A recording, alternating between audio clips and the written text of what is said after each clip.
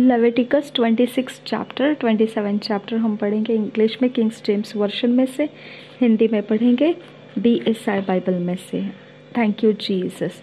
धन्यवाद करते हैं परमेश्वर पिता, तेरा वचन कहता है खुदा परमेश्वर, तेरा वचन पिता परमेश्वर जीवित है और वो हमारे हर भेद को पिता अलग अलग करके पिता हमारे लाइफ में पिता हर एक उजियाले से भरने वाला तेरा वचन है। तेरा वचन दो धारी तलवार है और वो पानी की तरह परमेश्वर हमारे हृदय को शुद्ध करता है, हमारे अंदरूनी मनुष्य को शुद्ध करता है। मेरे परमेश्वर तेरा वचन हमें शुद्ध पवित्र रास्ते मिलने के लिए आज पिता परमेश्वर एक पानी के बहाव की तरह वो हमारे जीवन में काम कर रहा है। आपको धन्यवाद करते हैं। हमारी सोच धो देता है, हमारे इमेजिनेशंस को धो देता है।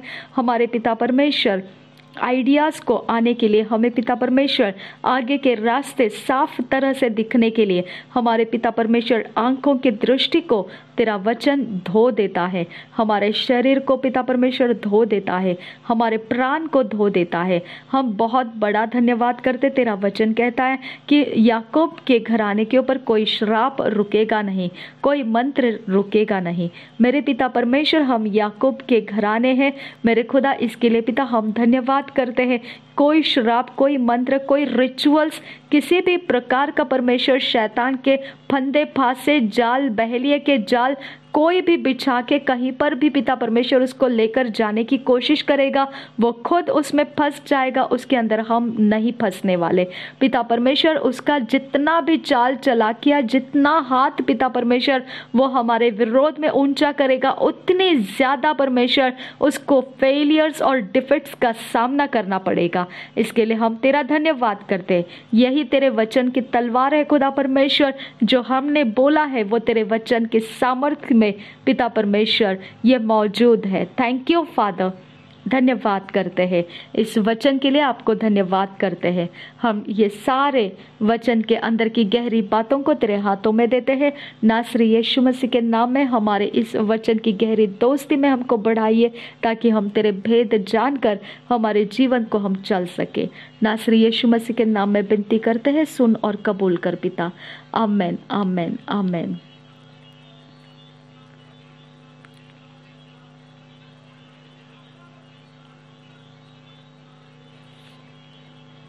लेविटिकस 26 चैप्टर 27 चैप्टर हम पढ़ेंगे किंग जेम्स वर्जन में से। पिता परमेश्वर जो भी बहेलिया का जाल जिन्होंने पिता हमारे दरवाजे के सामने आकर, जब यहाँ पर हम नहीं थे उस समय जो बहेलिए के जाल बिछाए गए, जहाँ पर पिता परमेश्वर हमको कोई भी घर परिवार के अंदर कोई हिस्से में पिता कैच करने के लिए जहाँ कहीं से कुछ पिता घुमाया गया, चलाया गया, पिता परमेश्वर सब कुछ मैं पलट देती हूँ, उल्टे पाँव उनको घुमा देती हूँ और पिता उनको यहाँ से कंप्लीटली उनके हथियार को, उनके आत्माओं को कमांड करती, यहाँ से वो निकल जाए, हमेशा के लिए निकल जाए और दोबारा इस घर की ओर ना आए। नासरी यीशु मसीह के नाम में मांगते हैं पिता, सुन और कबूल कर। आमीन, आमीन, आमीन। हम पढ़ेंगे chapter 26 of idolatry, of religiousness, a blessing to the obedient, a curse to the disobedient, a promise to the penitent. First verse, ye shall make you no idols, nor graven image, neither rear you up a standing image, neither shall ye set up any image of stone in your land to bow down unto it. For I am the Lord your God. Ye shall keep my Sabbaths and reverence for my sanctuary. I am the Lord. If ye walk in my statutes and keep my commandments and do them, then I will give you rain in due season, and the land shall yield her increase, and the trees of the field shall yield their fruit, and your threshing shall reach unto the vintage, and the vintage shall reach unto the sowing time, and ye shall eat your bread to the full, and dwell in your land safely. And I will give peace in the land, and ye shall lie down, and none shall make you afraid. And I will rid evil beasts out of the land, neither shall the sword go through your land. And ye shall chase your enemies, and they shall fall before you by the sword. And 5 of you shall chase 100, and 100 of you shall put 10,000 to flight, and your enemies shall fall before you by the sword. For I will have respect unto you, and make you fruitful, and multiply you, and establish my covenant with you. And ye shall eat old store, and bring forth the old because of the new. And I will set my tabernacle among you, and my soul shall not abhor you. And I will walk among you, and will be your God, and ye shall be my people. I am the Lord your God, which brought you forth out of the land of Egypt, that ye should not be their bondmen. And I have broken the bands of your yoke, and made you go upright.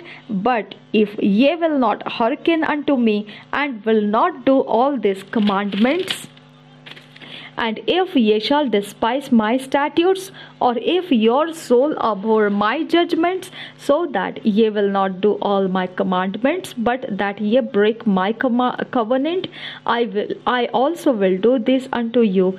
I will even appoint over you terror, consumption, and the burning egg, that shall consume the eyes and cause sorrow of heart.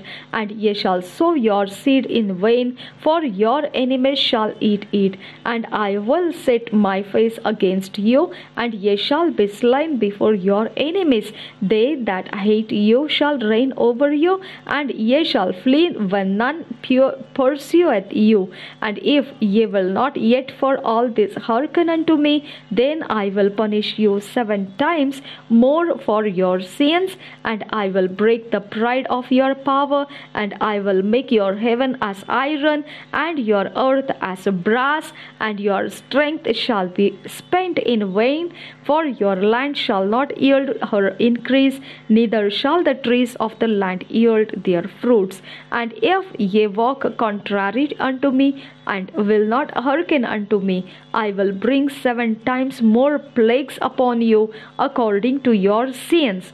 I will also send wild beasts among you, which shall rob you of your children, and destroy your cattle, and make you few in number, and your highways shall be desolate.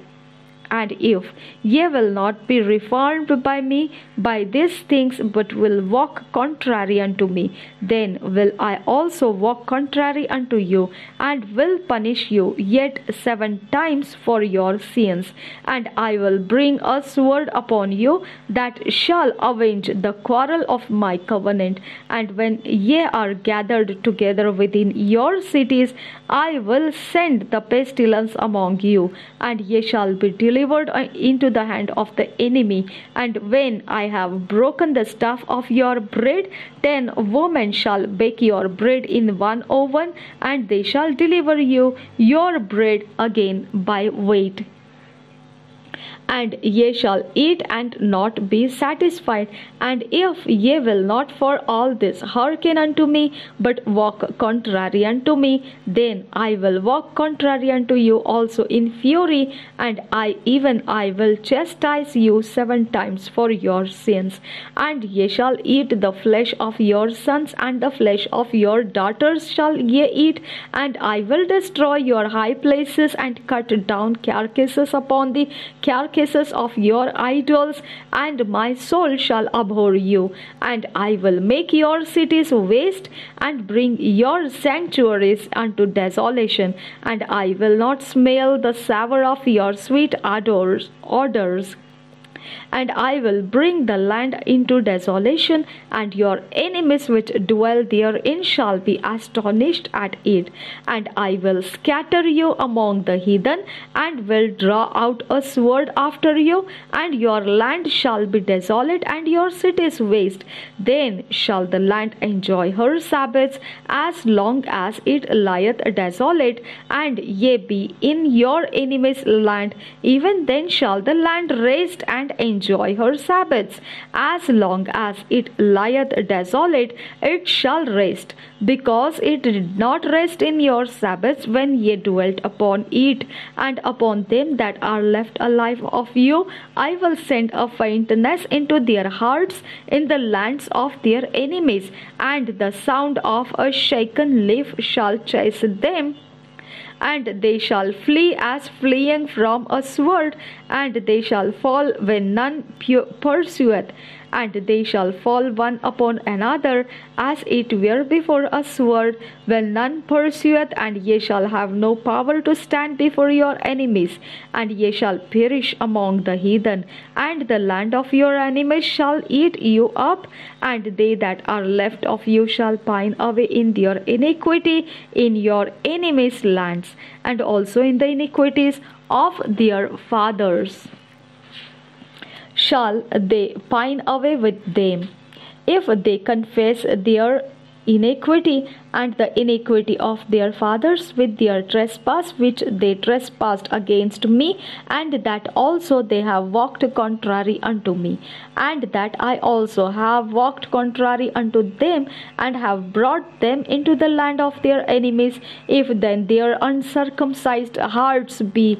humbled, and they then accept of the punishment of their iniquity, then will I remember my covenant with Jacob, and also my covenant with Isaac, and also my covenant with Abraham will I remember, and I will remember the land. The land also shall be left of them, and shall enjoy her Sabbaths while she lieth desolate without them, and they shall accept of the punishment of their iniquity, because they despised my judgments, and because their soul abhorred my statutes. And yet for all that, when they be in the land of their enemies, I will not cast them away, neither will I abhor them, to destroy them utterly, and to break my covenant with them, for I am the Lord their God. But I will for their sakes remember the covenant of their ancestors, whom I brought forth out of the land of Egypt, in the sight of the heathen, that I might be their God. I am the Lord. These are the statutes and judgments and laws which the Lord made between him and the children of Israel in Mount Sinai by the hand of Moses. 27th chapter. Concerning vows of the Lord's firstlings, no devoted thing may be redeemed. The tithe may not be changed. First verse से पढ़ेंगे. And the Lord spake unto Moses, saying, Speak unto the children of Israel, and say unto them, When a man shall make a singular vow, the persons shall be for the Lord by thy estimation. And thy estimation shall be of the male from 20 years old even unto 60 years old. Even thy estimation shall be 50 shekels of silver after the shekel of the sanctuary. And if it be a female, then thy estimation shall be 30 shekels. And if it be from 5 years old even unto 20 years old, then thy estimation shall be of the male 20 shekels, and for the female 10 shekels. And if it be from a month old even unto 5 years old, then thy estimation shall be of the male 5 shekels of silver, and for the female thy estimation shall be 3 shekels of silver. And if it be from 60 years old and above, if it be a male, then thy estimation shall be 15 shekels, and for the female female 10 shekels. But if he be poorer than thy estimation, then he shall present himself before the priest, and the priest shall value him according to his ability, that vowed shall the priest value him. And if it be a beast whereof men bring an offering unto the Lord, all that any man giveth of such unto the Lord shall be holy. He shall not alter it nor change it, a good or for a bad, or a bad for a good. And if he shall at all change beast for beast, then it and the exchange thereof shall be holy. And if it be any unclean beast of which they do not offer a sacrifice unto the Lord, then he shall present the beast before the priest, and the priest shall value it, whether it be good or bad, as thou valuest it, who art the priest, so shall it be. But if he will at all redeem it, then he shall add a fifth part thereof unto thy estimation. And when a man shall sanctify his house to be holy unto the Lord, then the priest shall estimate it, whether it be good or bad. As the priest shall estimate it, so shall it stand. And if he that sanctified it will redeem his house, then he shall add the fifth part of the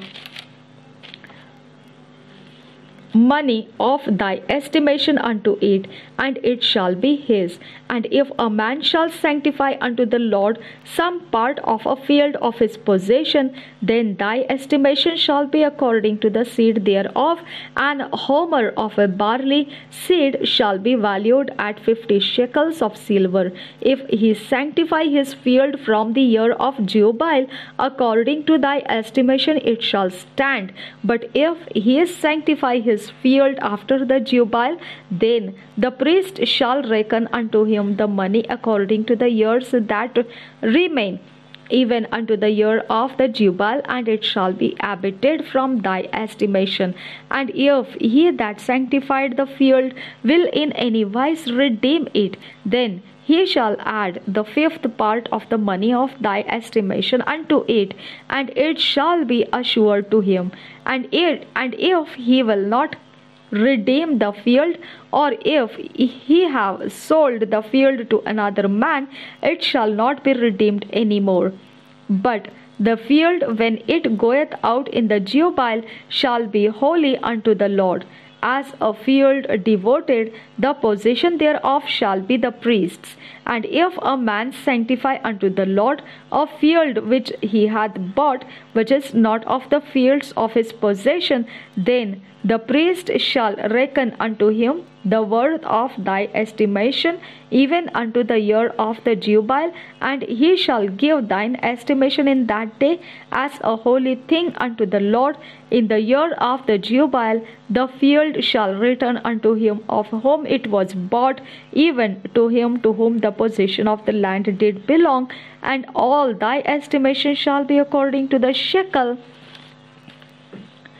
of the sanctuary. 20 gerahs shall be the shekel. Only the firstling of the beasts, which should be the Lord's firstling, no man shall sanctify it, whether it be ox or sheep, it is the Lord's. And if it be of an unclean beast, then he shall redeem it according to thine estimation, and shall add a fifth part of it thereto. Or if it be not redeemed, then it shall be sold according to thy estimation. Notwithstanding, no devoted thing that a man shall devote unto the Lord of all that he hath, both of man and beast, and of the field of his possession, shall be sold or redeemed. Every devoted thing is most holy unto the Lord. None devoted which shall be devoted of men shall be redeemed, but shall surely be put to death. And all the tithe of the land, whether of the seed of the land or of the fruit of the tree, is the Lord's. It is holy unto the Lord. And if a man will at all redeem out of his tithes, he shall add thereto the fifth part thereof. And concerning the tithe of the herd, or of the flock, even of whatsoever passeth under the rod, the 10th shall be holy unto the Lord. He shall not search which whether it be good or bad, neither shall he change it, and if he change it at all, then both it and the change thereof shall be holy, it shall not be redeemed. These are the commandments which the Lord commanded Moses for the children of Israel in Mount Sinai. इन्हीं वचनों को हम हिंदी में पढ़ेंगे DSI Bible में से। लैवी व्यवस्था 26 अध्याय 27 अध्याय। आज्ञा पालन की आशीष।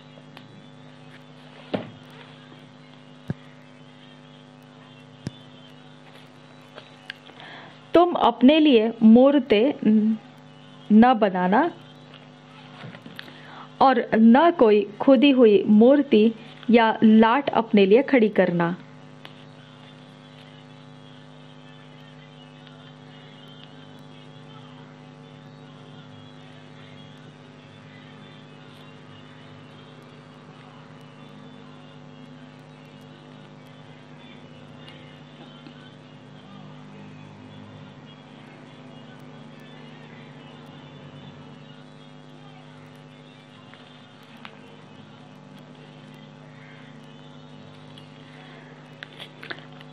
और न अपने देश में दंडवत करने के लिए नक्काशीदार पत्थर स्थापित करना, क्योंकि मैं तुम्हारा परमेश्वर यहोवा हूँ। तुम मेरे विश्राम दिनों का पालन करना और मेरे पवित्र स्थान का भय मानना, मैं यहोवा हूँ। यदि तुम मेरी विधियों पर चलो और मेरी आज्ञाओं को मानकर उनका पालन करो, तो मैं तुम्हारे लिए समय समय पर मेह बरसाऊंगा तथा भूमि अपनी उपज उपजाएगी और मैदान के वृक्ष अपने अपने फल दिया करेंगे। यहाँ तक कि तुम दाख तोड़ने के समय भी दावनी करते रहोगे और बोने के समय भी भर पेट दाख तोड़ते रहोगे। और तुम मनमानी रोटी खाया करोगे और अपने देश में निश्चिंत बसे रहोगे।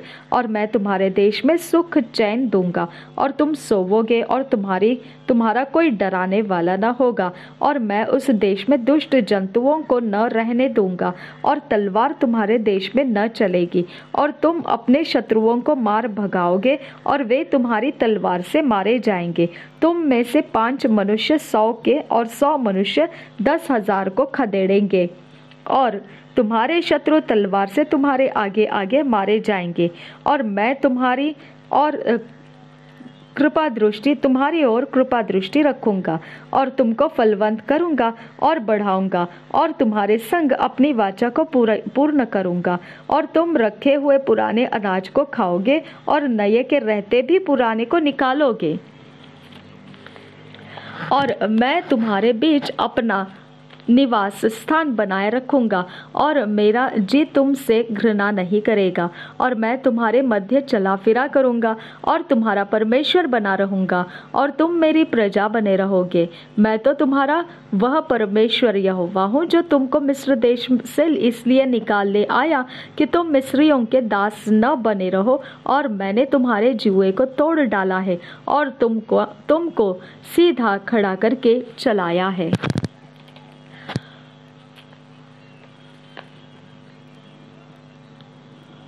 आज्ञा उल्लंघन का दंड 14वें वचन से आगे।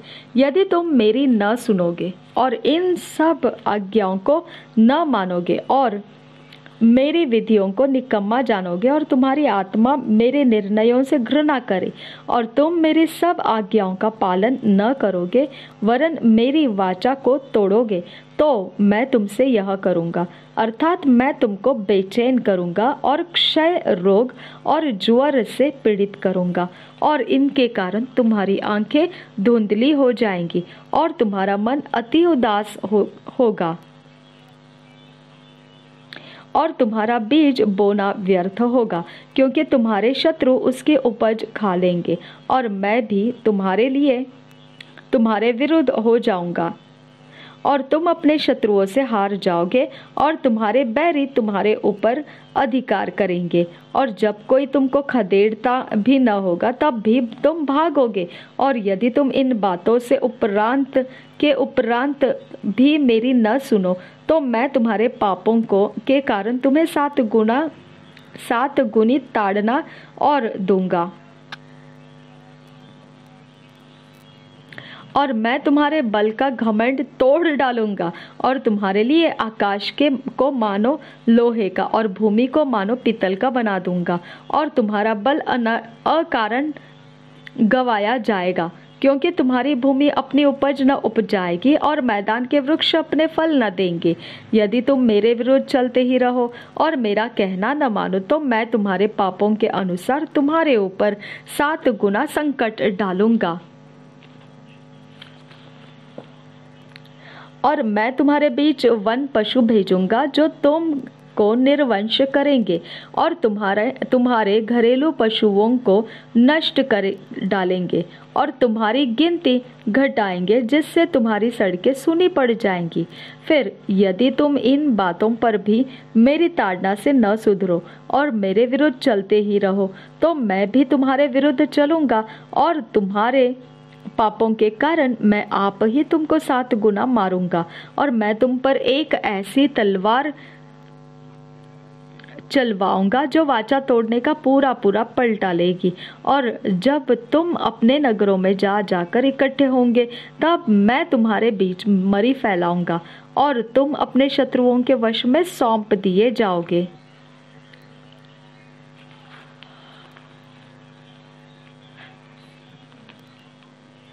जब मैं तुम्हारे लिए अन्न के आधार को दूर कर डालूंगा तब 10 स्त्रियां तुम्हारी रोटी एक ही तंदूर में पकाकर तौल कर बांट देगी।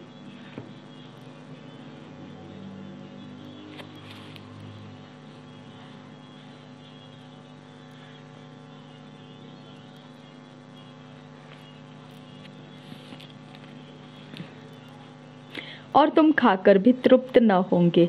फिर यदि तुम इसके उपरांत भी मेरी न सुनोगे और मेरे विरुद्ध चलते ही रहोगे तो मैं अपने न्याय में तुम्हारे विरुद्ध चलूंगा और तुम्हारे पापों के कारण तुमको 7 गुनी ताड़ना और भी दूंगा। और तुमको अपनी बेटों और बेटियों का मांस खाना पड़ेगा और मैं तुम्हारी पूजा के ऊंचे स्थानों को ढा दूंगा और तुम्हारे सूर्य की प्रतिमाएं तोड़ डालूंगा और तुम्हारी लोथों को तुम्हारी तोड़ी हुई मूर्तियों पर फेंक दूंगा। और मेरी आत्मा को तुमसे घृणा हो जाएगी और मैं तुम्हारे नगरों को उजाड़ दूंगा और तुम्हारे पवित्र स्थानों को उजाड़ दूंगा और तुम्हारा सुखदायक सुगंध ग्रहण न करूंगा। और मैं तुम्हारे देश को सूना कर दूंगा और तुम्हारे शत्रु जो उसमें रहते हैं वे इन बातों के कारण चकित होंगे। और मैं तुमको जाति जाति के बीच तितर बितर करूंगा और तुम्हारे पीछे पीछे तलवार खींचे रहूंगा और तुम्हारा देश सूना हो जाएगा और तुम्हारे नगर उजाड़ हो जाएंगे। तब जितने दिन वह देश सूना पड़ा रहेगा और तुम अपने शत्रुओं के देश में रहोगे, उतने दिन वह अपने विश्राम कालों को मानता रहेगा। तब ही वह देश विश्राम पाएगा, अर्थात अपने विश्राम कालों को मानता रहेगा। जितने दिन वह सूना पड़ा रहेगा उतने दिन उसको विश्राम रहेगा, अर्थात जो विश्राम उसको तुम्हारे वहाँ बसे रहने के समय तुम्हारे विश्राम कालों में न मिला होगा वह उसको तब मिलेगा। और तुम में से जो बचे रहेंगे और अपने शत्रुओं के देश में होंगे उनके हृदय में मैं कायरता उपजाऊंगा और वे पत्ते के खड़कने से भी भाग जाएंगे और वे ऐसे भागेंगे जैसे कोई तलवार से भागे और किसी के बिना पीछा किए भी वे गिर पड़ेंगे। जब कोई पीछा करने वाला न हो तब भी मानो तलवार के भय से वे एक दूसरे से ठोकर खाकर गिरते जाएंगे और तुमको अपने शत्रुओं के सामने ठहरने की कुछ शक्ति न होगी। तब तुम जाति जाति के बीच पहुंचकर नष्ट हो जाओगे और तुम्हारे शत्रुओं की भूमि तुमको खा जाएगी, और तुम में से जो बचे रहेंगे वे अपने शत्रुओं के देश में अपने अधर्म के कामों के कारण भी वे उन्हीं के समान गल जाएंगे।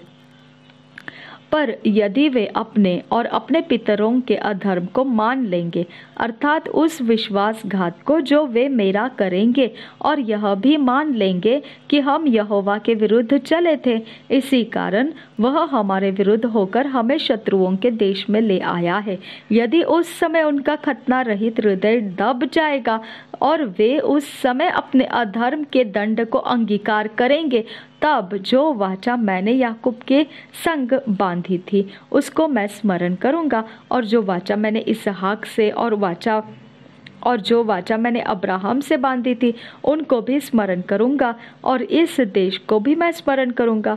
पर वह देश उनसे रहित होकर सूना पड़ा रहेगा, और उनके बिना सूना रहकर भी अपने विश्राम कालों को मानता रहेगा, और वे लोग अपने अधर्म के दंड को अंगीकार करेंगे।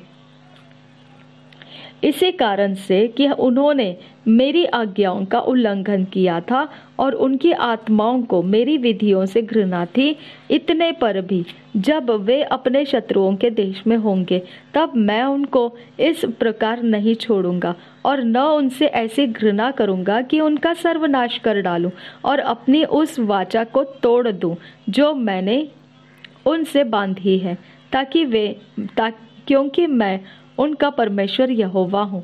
परंतु मैं उनकी भलाई के लिए उनके पितरों से बांधी हुई वाचा को स्मरण करूंगा, जिन्हें मैं अन्य जातियों की आंखों के सामने मिस्र देश से निकाल कर लाया, कि मैं उनका परमेश्वर ठहरूं।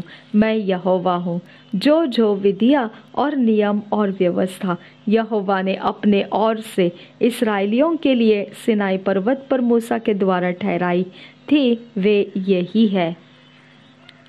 27 अध्याय पहले वचन से विशेष संकल्प की विधि। पहले वचन से, फिर यहोवा ने मूसा से कहा, इस्राएलियों से यह कहे कि जब कोई विशेष संकल्प माने तो संकल्प किए हुए प्राणी तेरे ठहराने के अनुसार यहोवा के होंगे। इसलिए यदि वह 20 वर्ष या उससे अधिक और 60 वर्ष से कम अवस्था का पुरुष हो तो उसके लिए पवित्र स्थान के शेकल के अनुसार 50 शेकल का रुपया ठहरे। यदि वह स्त्री हो तो 30 शकल ठहरे। फिर यदि उसकी अवस्था 5 वर्ष या उससे अधिक और 20 वर्ष से कम की हो तो लड़के के लिए तो 20 शेकल और लड़की के लिए 10 शेकल ठहरे। यदि उसकी अवस्था 1 महीने या उससे अधिक और 5 वर्ष से कम की हो तो लड़के के लिए तो 5 और लड़की के लिए 3 शेकल ठहरे।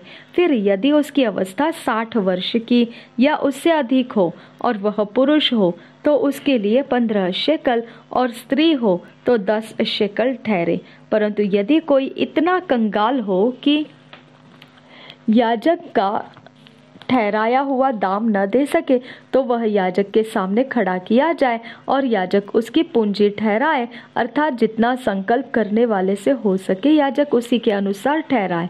फिर जिन पशुओं में से लोग यहोवा को चढ़ावा चढ़ाते हैं, यदि ऐसों में से कोई संकल्प किया जाए तो जो पशु कोई यहोवा को दे वह पवित्र ठहरेगा। वह उसे किसी प्रकार से न बदले, न तो वह बुरे के बदले अच्छा और न अच्छे के बदले बुरा दे। और यदि उस पशु के बदले दूसरा पशु दे तो वह और उसका बदला दोनों पवित्र ठहरेंगे। और जिन पशुओं में से लोग यहोवा के लिए चढ़ावा नहीं चढ़ाते, ऐसों में से यदि वह हो तो वह उसको याजक के सामने खड़ा कर दे। तब याजक पशु के गुण अवगुण दोनों विचार कर उसका मोल ठहराए, और जितना याजक ठहराए उसका मोल उतना ही ठहरे। पर यदि संकल्प करने वाला उसे किसी प्रकार से छुड़ाना चाहे तो जो मोल याजक ने ठहराया तो उसमें उसका 5वां भाग और बढ़ाकर दे। फिर यदि कोई अपना घर यहोवा के लिए पवित्र बनाकर संकल्प करे तो याजक उसके गुण अवगुण दोनों विचार कर उसको मोल ठहराए, और जितना याजक ठहराए उसका मोल उतना ही ठहरे। और यदि घर का पवित्र करने वाला उसे छुड़ाना चाहे तो जितना रुपया याजक ने उसका मोल ठहराया हो उसमें वह 5वां भाग और बढ़ा कर दे, तब वह घर उसी का रहेगा। फिर यदि कोई अपनी निज भूमि का कोई भाग यहोवा के लिए पवित्र ठहराना चाहे, तो उसका मोल इसके अनुसार ठहरे कि उसमें कितना बीज पड़ेगा। जितनी भूमि में होमेर भर जौ पड़े, उतने का मोल 50 शेकल ठहरे। यदि वह अपना खेत जुबली के वर्ष ही में पवित्र ठहराए, तो उसका दाम तेरे ठहराने के अनुसार ठहरे। और यदि वह अपना खेत जुबली के वर्ष के बाद पवित्र ठहराए, तो जितने वर्ष दूसरे जुबली के वर्ष के बाकी रहे, उन्हीं के अनुसार याजक उसके लिए रुपये का हिसाब करे। तब जितना हिसाब में आए, उतना याजक के ठहराने से कम हो। और यदि खेत का पवित्र ठहराने वाला उसे छुड़ाना चाहे, तो जो दाम याजक ने ठहराया हो, उसमें वह 5वां भाग और बढ़ाकर दे, तब खेत उसी का रहेगा। पर यदि वह खेत को छुड़ाना न चाहे, या उसने उसको दूसरे के हाथ बेचा हो, तो खेत आगे को कभी न छुड़ाया जाए। परंतु जब वह खेत जुबली के वर्ष में छूटे, तब पूरी रीति से अर्पण किए हुए खेत के समान यहोवा के लिए पवित्र ठहरे, अर्थात वह याजक ही की निज भूमि हो जाए। फिर यदि कोई अपना मोल लिया हुआ खेत जो उसकी निज भूमि के खेतों में का न हो, यहोवा के लिए पवित्र ठहराए, तो याजक जुबली के वर्ष तक का हिसाब करके उस मनुष्य के लिए जितना ठहराया, उतना ही वह यहोवा के लिए पवित्र जानकर उसी दिन दे दे। जुबली के वर्ष में वह खेत उसी के अधिकार में जिससे वह मोल लिया गया हो फिर आ जाए, अर्थात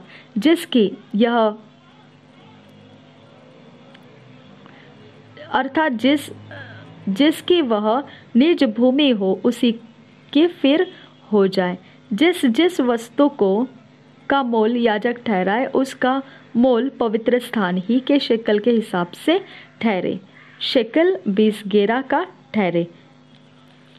पर घरेलू पशुओं का पहलौठा, जो पहलौठा होने के कारण यहोवा का ठहरा है, उसको कोई पवित्र न ठहराए। चाहे वह बछड़ा हो, चाहे भेड़ या बकरी का बच्चा, वह यहोवा ही का है। परंतु यदि वह अशुद्ध पशु का हो, तो उसका पवित्र ठहराने वाला उसका याजक के ठहराए हुए मोल के अनुसार उसके 5वें भाग और बढ़ाकर छुड़ा सकता है। और यदि वह न छुड़ाया जाए, तो याजक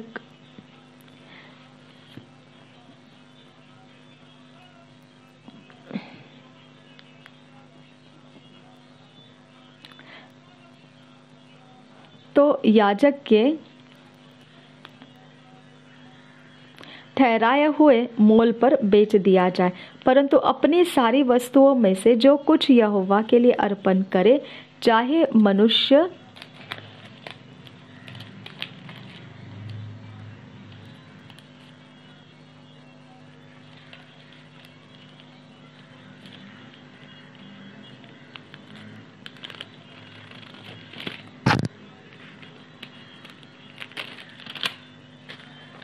तो चाहे मनुष्य हो, चाहे पशु, चाहे उसकी निज भूमि का खेत हो, ऐसी कोई अर्पण की हुई वस्तु न तो बेची जाए और न छुड़ाई जाए। जो कुछ अर्पण किया जाए, वह यहोवा के लिए परम पवित्र ठहरे।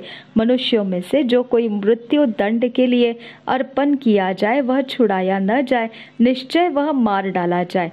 फिर भूमि की उपज का सारा दशमांश, चाहे वह भूमि का बीज हो, चाहे वृक्ष का फल, वह यहोवा ही का है, वह यहोवा के लिए पवित्र ठहरे। यदि कोई अपने दशमांश में से कुछ छुड़ाना चाहे, तो 5वां भाग बढ़ाकर उसको छुड़ाए। और गाय, बैल और भेड़ बकरियां, अर्थात जो पशु गिनने के लिए लाठी के नीचे से निकल जाने वाले हैं, उनका दशमांश अर्थात 10-10 पीछे एक पशु यहोवा के लिए पवित्र ठहरे। कोई उसके गुण अवगुण न विचारे और न उनको बदले, और यदि कोई उसको बदल भी ले, तो वह और उसका बदला दोनों पवित्र ठहरे और वह कभी छुड़ाया न जाए। जो आज्ञाएं यहोवा ने इस्राएलियों के लिए सिनाई पर्वत पर मूसा को दी थी वे यही है। धन्यवाद करते हैं आबा father God. Thank you Jesus Christ. Thank you आबा फादर गॉड।